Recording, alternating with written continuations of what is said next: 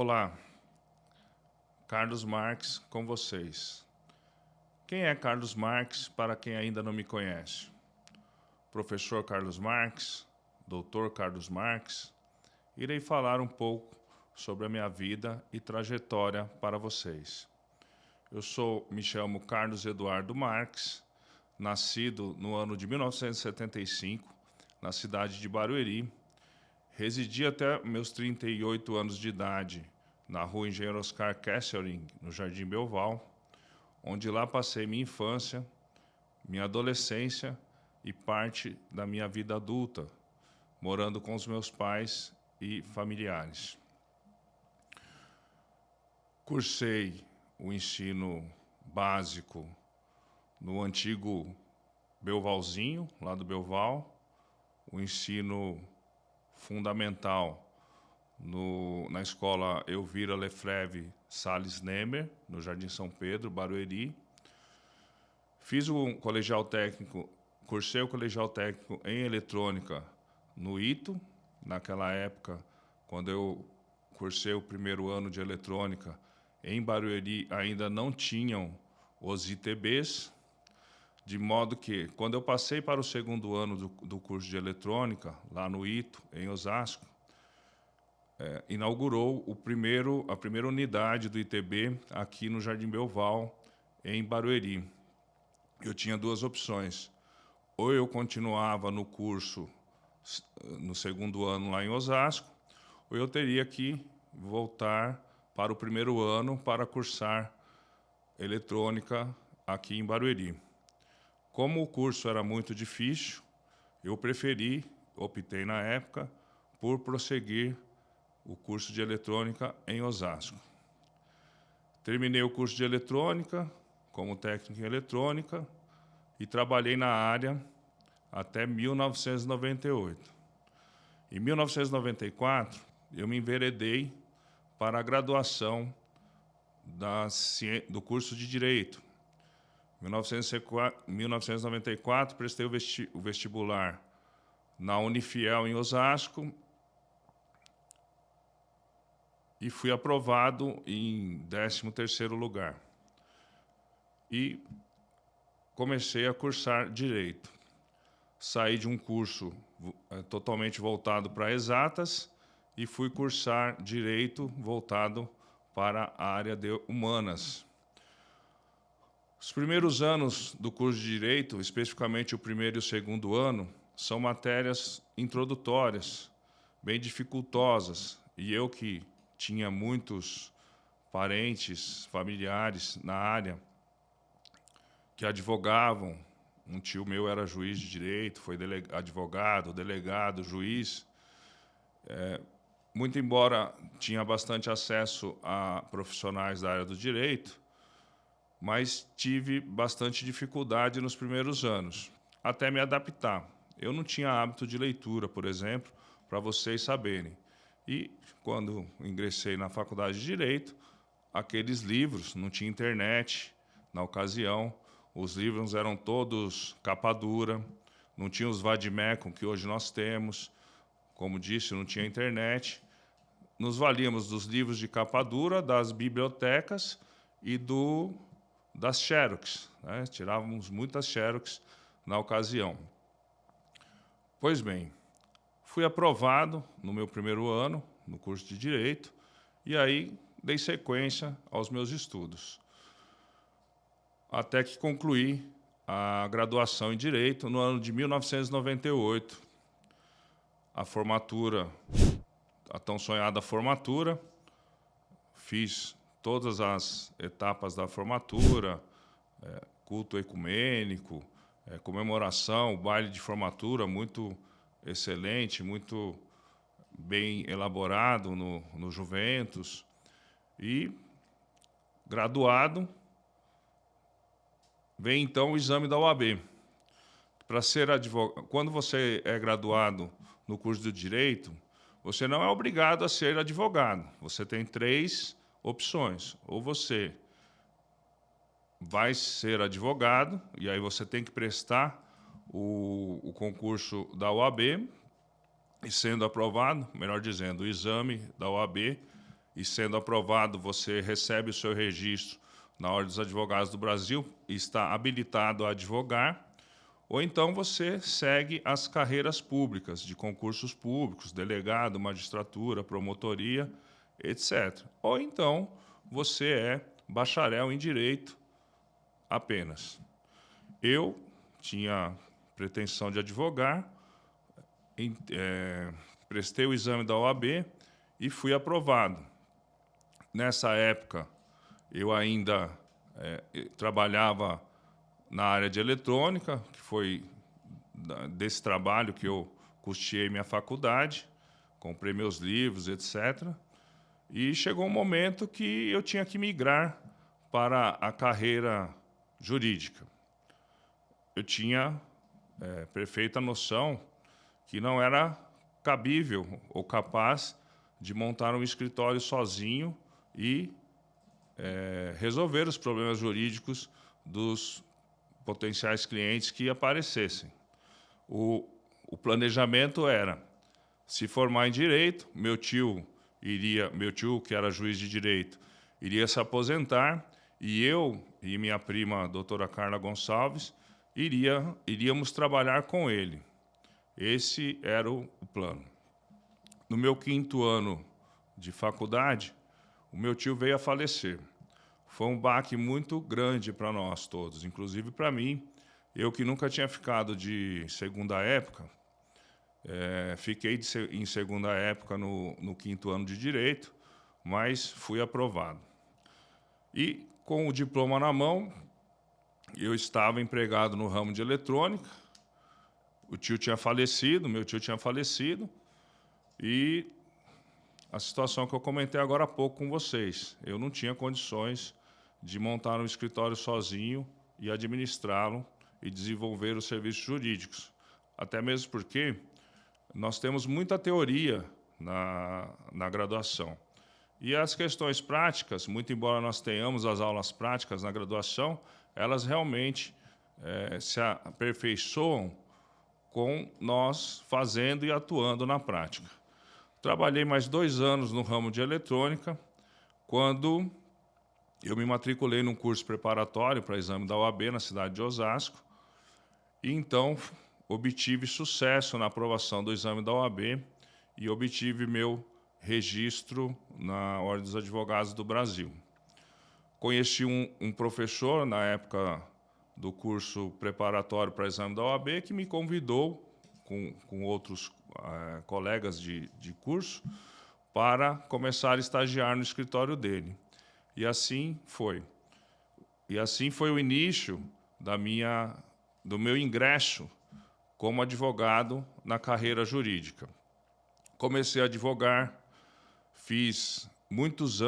atuei muitos anos no convênio da Procuradoria do Estado de São Paulo, aquele convênio que o Estado de São Paulo tem com a OAB para prestar assistência jurídica para pessoas necessitadas que não podem pagar o advogado.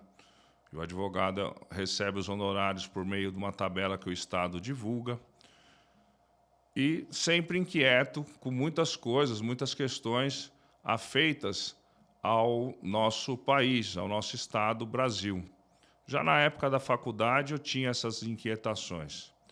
Pois bem, um dos amigos, amigo meu até hoje, resolveu se enveredar para pós-graduação em Direito Administrativo. Me fez um convite na época: vamos, Carlos, vamos estudar um pouco mais, vamos fazer a pós-graduação. Antes disso, em 2000 também, quando eu comecei a advogar, eu e esse amigo, nós tivemos um convite do dono desse curso preparatório para o exame da OAB. Foi um convite muito audacioso e corajoso da parte dele, o professor Luiz Lopes de Freitas. Ele nos chamou um determinado dia, marcou uma reunião conosco: Carlos e doutor Rogério, gostaria de conversar com vocês tal dia, tal hora. Vocês precisam estar no curso, que eu preciso ter um assunto muito sério para falar com vocês. E nós fomos. Não sabíamos do que se tratava, mas nós fomos. E lá chegando, ele nos disse o seguinte: o professor Cássio, que é professor de Direito Constitucional, passou na AGU, na Advocacia Geral da União, está indo para Brasília para tomar posse no seu cargo. Então, e a professora Margarete, na ocasião que lecionava o direito administrativo, não consegue chegar no horário, não está conseguindo chegar no horário para as aulas, porque ela trabalhava no TRT 15, região de Campinas. Então, eu estou sem professor de Direito Constitucional e Direito Administrativo. E vocês, daqui 15 dias, entram na sala de aula para ministrarem as matérias Direito Constitucional e Direito Administrativo. Vocês escolham quem vai administrar quais das matérias, só me comuniquem. Nós ficamos estarrecidos, até mesmo porque o direito constitucional é uma área do direito bastante dificultosa e espinhosa, inclusive na graduação de direito e estudando para o próprio exame da OAB. O direito administrativo, muito embora também concatenado com o direito constitucional, super difícil, mas, enfim, nós saímos com essa missão daquela reunião. E aí, chegando no escritório, um pergunta para o outro, né? E agora, o que nós vamos fazer? E chegamos à conclusão que as oportunidades não aparecem, né? Não são apresentadas a todo momento. E eu, conversando com o doutor Rogério, ele me dizendo, eu dizendo para ele, vamos encarar, nós somos capazes. E comecei, comprar livro daqui, comprar livro dali. Como disse, a internet praticamente não existia. E comprávamos livros de autores renomados, livros grossos, enfim, resumos, etc., para prepararmos as aulas. Fato é que assim começou também minha carreira docente. E no 15º dia do prazo a nós concedidos, nós estávamos na sala de aula ministrando, eu a matéria de Direito Constitucional, o doutor Rogério a matéria de Direito Administrativo. Matéria essa que, desde 2000, continuamos estudando, o doutor Rogério também continuou estudando, fez sua pós-graduação em Direito Administrativo, eu fiz a pós-graduação com capacitação docente em Direito Constitucional, pela Escola Superior de Direito Constitucional de São Paulo. Fui aprovado em banca, apresentei meu trabalho em banca e, sendo aprovado, uma pesquisa muito difícil, antes mesmo da banca, né, só fazendo um adendo, eu inquieto com as questões do Brasil, um dos meus orientadores me disse: Carlos, você já tentou para os municípios, dentro do Estado Democrático de Direito brasileiro? Você já percebeu que talvez seja por aí que nós devemos começar, ou você deva começar a pesquisar um pouco mais para resolver essas inquietações? E assim foi. Desenvolvi meu trabalho de conclusão de curso, pesquisando sobre os municípios brasileiros. Na ocasião, eram 5.565 municípios brasileiros. Hoje são 5.570. Eu sempre brinco, né? Será que não criaram mais um de ontem para hoje? Brincadeiras à parte. E, sendo aprovado na banca, obtendo o título de especialista em Direito Constitucional, com capacitação docente, passado um tempo, eu entendi que aquele material não podia ficar guardado na gaveta. Meu pai veio a falecer no ano de 2012. Eu tive um período que eu precisei ter esse período para me recompor. Fiquei 6 meses, praticamente, não recluso, mas vendo como que a vida se prosseguiria daí. Foi quando eu tive a ideia de tirar esse material da gaveta, material de pesquisa do curso de pós-graduação, e transformá-lo em livro. Então, todo aquele aparato para transformar um texto científico, acadêmico, cheio de palavreados jurídicos, juridiquês, latim, formatados com normas da ABNT, etc. E minha missão era transformá-lo em uma linguagem totalmente inteligível, que desde um adolescente que lesse esse livro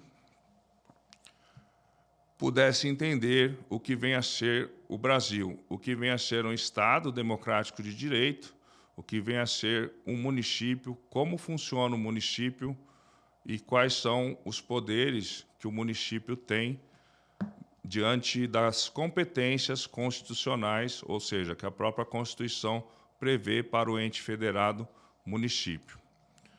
E assim foi. Minha missão começou por aí, além da docência. Eu discuti muito, no bom sentido da palavra, com a pessoa que estava me auxiliando para fazer o copyright, porque ela dizia, mas você é advogado, Carlos, não dá para escrever assim. Eu falei, tá bom, não dá para escrever assim, mas escreve de um jeito que as pessoas entendam a leitura do livro. E nós transformamos, então, esse material em livro e lancei esse livro em 2013 pela editora Alexa. O livro foi um sucesso, se encontra em todas as livrarias do país, ou então, quem porventura tiver alguma dificuldade, entre em contato comigo por meio das minhas redes sociais e continuei lecionando, advogando e estudando. Já sendo advogado, nós estudamos rotineiramente e diariamente.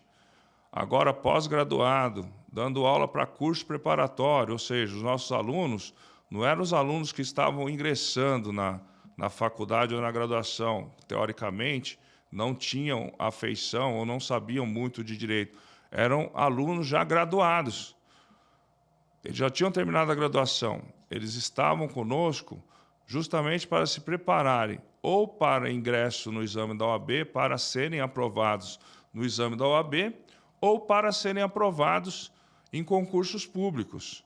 E eu com a tarefa de administrar a matéria de direito constitucional e a matéria de ética e disciplina para o exame da OAB. E aqui eu deixo uma dica para quem me assiste e for prestar o exame da OAB.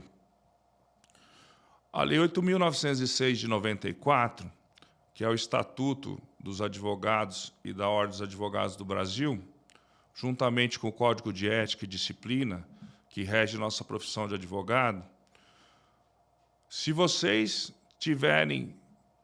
fizerem um bom estudo da Lei 8.906 de 94 e do Código de Ética e Disciplina, for o caso, estudem algumas emendas dos Tribunais de Ética e Disciplina da OAB.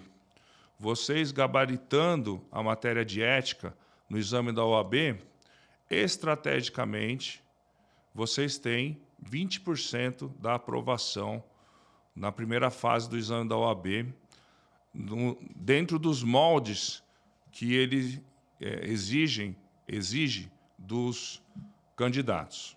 Então, é muito importante. O edital do exame da OAB pede matéria, a gente até brinca, é um concurso público, 20 e poucos ramos do direito. Mas a dica é essa. Estudem bem ética e estatuto da OAB para vocês gabaritarem na prova. E estudem bem o direito constitucional. Porque além das 8, 10 questões de direito constitucional, se vocês gabaritarem também, e vejam só, você já tem 40% da aprovação, se vocês gabaritarem as duas matérias. E vocês vão perceber que, estudando bem o direito constitucional, vocês vão acertar matérias no direito administrativo, no direito tributário, no direito trabalhista e outros ramos do direito. Então, a aprovação para o exame da OAB tem que ter uma estratégia. Quem tem um sonho e não tem uma estratégia, tem só um sonho. Aprovação para concursos públicos da mesma forma. Mas fiquemos aqui, nesse momento, com as questões do exame da OAB. Pois bem, escrevi vários artigos de alcance nacional.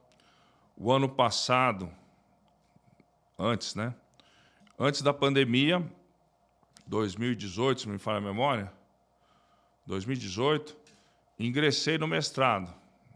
Irei fazer o mestrado.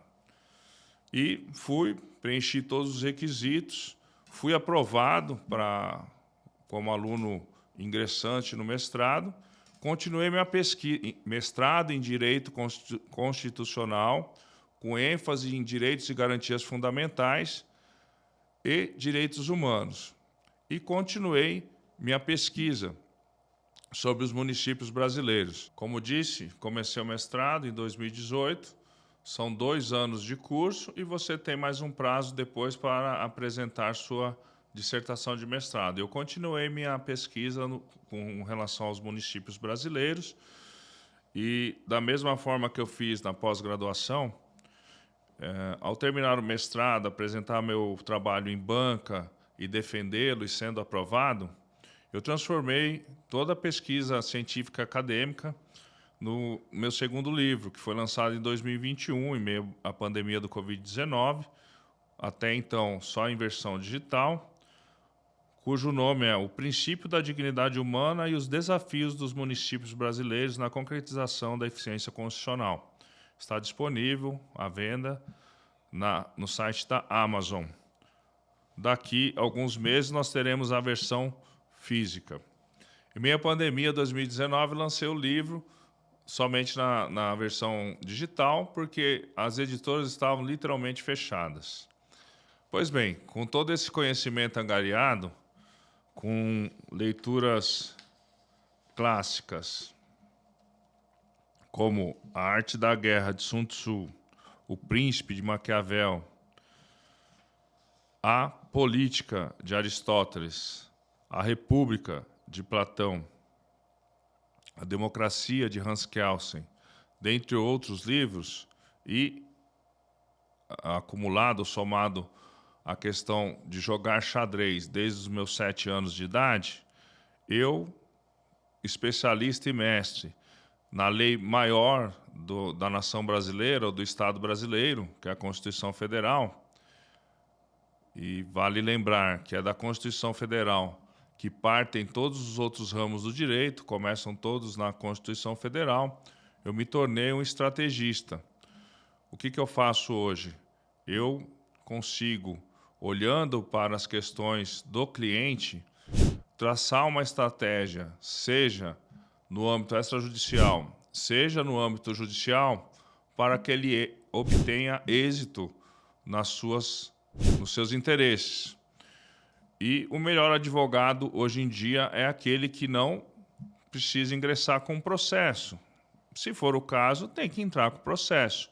Mas se o advogado trabalhar bem e montar uma boa estratégia para o caso do cliente, muitas vezes a questão se resolve no âmbito extrajudicial, sem ter que ficar se perdendo, tanto o cliente, o advogado, na questão da demora dos processos para serem resolvidos. Tem clientes que têm sua vida, eles depositam aquele problema como sendo o problema da sua vida. Então, se o processo demorar 5 anos, 10 anos, 15 anos, 20 anos para ser resolvido em todas as instâncias do judiciário, em tese, o cliente que fez isso, depositou, esperando a sua vida prosseguir para continuar a sua vida, ele perdeu 5 anos, 10 anos, sem contar o estresse, o nervosismo, os custos de você ingressar com o processo no judiciário e assim sucessivamente. Atualmente, não só atualmente, mas já há alguns anos, as grandes empresas têm se utilizado das câmaras arbitrais. Por quê? Quando elas fazem algum negócio jurídico, elas podem já, pelo ordenamento jurídico brasileiro, nomearem um árbitro. Árbitro, não é juiz de direito, tá? Juiz de direito é só o magistrado aprovado para a magistratura. Mas quando dá algum problema no contrato, elas submetem esse contrato à análise desse árbitro. E as partes se comprometeram a cumprirem a decisão desse árbitro. Por que isso? Sai mais barato, né? Menos custoso, e uma decisão ágil e rápida. Muitas empresas preferem ter essas decisões ágeis e rápidas e continuarem seu negócio, seja a decisão positiva ou negativa, que elas perdem menos dinheiro. O impacto é menor dentro dos seus negócios. Bom, eu me tornei, então, um estrategista em solução de conflitos jurídicos, seja na esfera extrajudicial, seja na esfera judicial. Eu, diante da minha expertise do direito constitucional e os demais ramos do direito, que todos começam na Constituição Federal, eu consigo colocar o problema do cliente ou conflito do cliente em um tabuleiro de xadrez e montar a melhor ou as melhores estratégias para que ele seja vencedor ou tenha êxito no seu conflito. Mas, voltando um pouco para a questão do exame da OAB, nós temos também uma mentoria, tanto para aprovação no exame da OAB, como para novos advogados. Como disse anteriormente, a aprovação no exame da OAB ela tem que ser planejada, ela tem que ser estratégica. Se nós pegarmos o edital que rege o exame da OAB, nós verificaremos que o candidato será submetido a uma prova com N questões dos mais diversos ramos do direito, mais de 20 e poucos ramos do direito. Se o candidato ficar estudando todos esses ramos do direito, ele vai estressar, vai ficar nervoso, enfim, e não vai obter uma boa performance no exame da OAB. Então, como disse anteriormente, fica a dica do professor Carlos Marques. Quem for prestar o exame da OAB, estude a Lei 8.906 de 94, que é o Estatuto da OAB, Código de Ética e Disciplina. Se vocês acertarem, gabaritarem essa matéria, vocês têm 20% da aprovação em mãos. E o direito constitucional auxilia muito.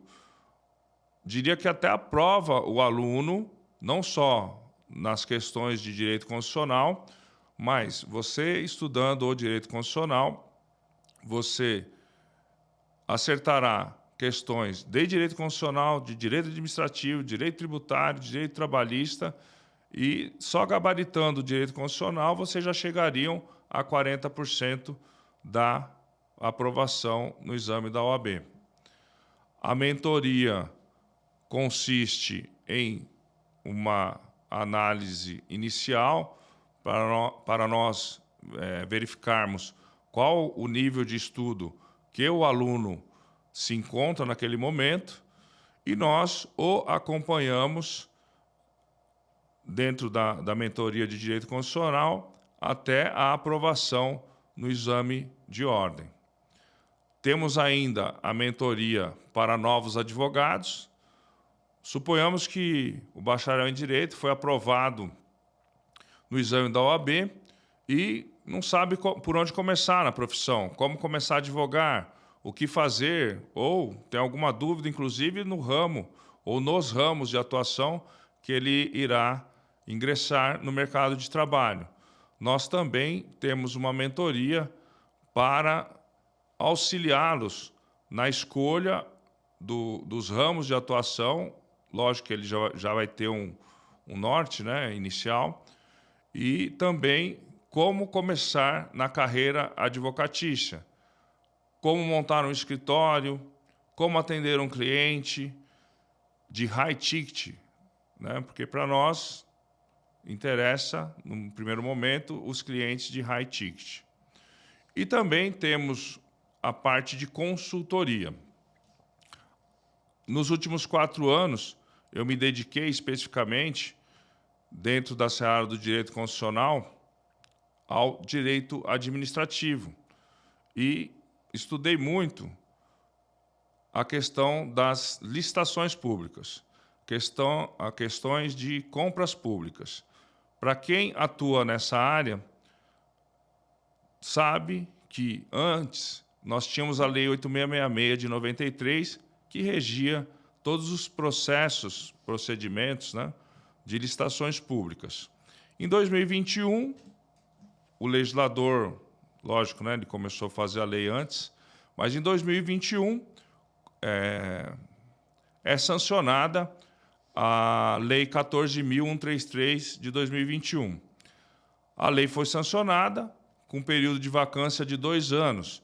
Para quem é da área do direito, sabe que o período de vacância é entre a data de existência da lei e a data quando a lei começa a vigorar. O legislador deu um período de 2 anos para que todos os entes federados, inclusive os 5.570 municípios, se adaptassem à nova lei. Porque daí, depois de 2 anos da promulgação da lei, ela começaria a vigorar e revogaria, como revogou, a Lei 8666, a Lei dos Pregões e demais leis que tratavam de algum procedimento licitatório. Pois bem, estamos em 2025, com praticamente 2 anos, ou um pouco mais de 2 anos de aplicação da Lei 14.133, e nós identificamos que o Tribunal de Contas da União, assim como o Tribunal de Contas do Estado de São Paulo, vem medindo a eficácia ou eficiência dos municípios nível nacional, no caso o TCU em nível nacional, no caso o Tribunal de Contas do Estado de São Paulo em nível estadual, para verificar o nível de maturidade de implementação da lei. Por quê? O Tribunal de Contas, seja o Tribunal de Contas do Estado de São Paulo, os tribunais de contas dos demais estados brasileiros, seja o Tribunal de Contas da União, o que eles pensaram? Num primeiro momento, nós faremos a questão pedagógica para que todos os municípios, estados e a União Federal, né, cumpram a Lei 14.133. Então, realizaram vários encontros, várias palestras, vários cursos, muitos cursos de boa qualidade, todos cursos de boa qualidade, de maneira gratuita. Eu realizei vários, tenho vários certificados com relação à lei de licitações, justamente para quê? Para capacitar os servidores públicos, inclusive do âmbito municipal, para que aplicasse a Lei 14.133, a lei de licitações, nos órgãos públicos, nos municípios, e nos estados e na União Federal. Ocorre que, mesmo o legislador dando um prazo de 2 anos para que os municípios se adaptassem às novas diretrizes da lei 14.133 de 2021 e há 2 anos de vigência da lei, um pouco mais, talvez, identificou-se nessas medições que o Tribunal de Contas da União faz e os tribunais de contas do Estado, que os municípios brasileiros, principalmente os pequenos e médio porte, os de pequeno e médio porte no Brasil, estão com dificuldades para implementarem a Lei 14.133 de 2021. E o recado é muito claro, seja do Tribunal de Contas da União, seja do Tribunal de Contas do Estado. Agora, nós já fizemos nossa parte.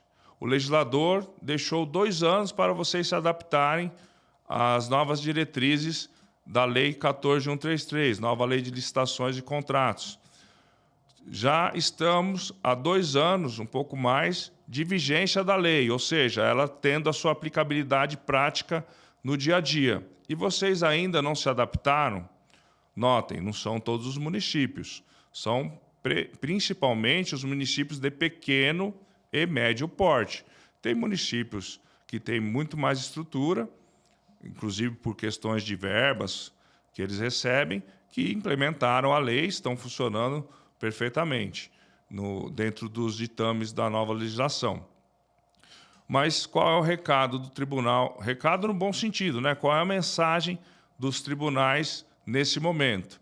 Nós já fizemos nossa parte, inclusive a pedagógica. Nós fizemos cursos, fizemos capacitações, fizemos encontros, tiramos dúvidas, enfim, demos o suporte que vocês necessitariam, vocês municípios, para cumprirem o que diz a Lei 14.133. Só que agora nós vamos começar a autuar vocês, ou seja, vamos começar a aplicar multas e outras sanções previstas na Lei 14.133. Então, tem muito município que, inclusive seus servidores, não estão capacitados para aplicarem na prática a Lei 14.133. E nós trabalhamos também uma outra vertente de capacitação de cursos. Eu, diante dessas expertises que eu narrei para vocês agora há pouco, eu já montei um curso sobre a Lei 14.133 de 2021 e me encontro totalmente apto e capacitado para ministrar cursos, palestras, seminários sobre a Lei 14.133.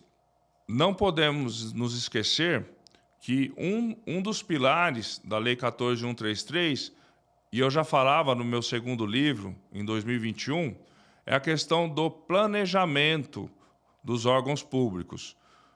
Com relação à Lei 14.133, o planejamento das compras públicas.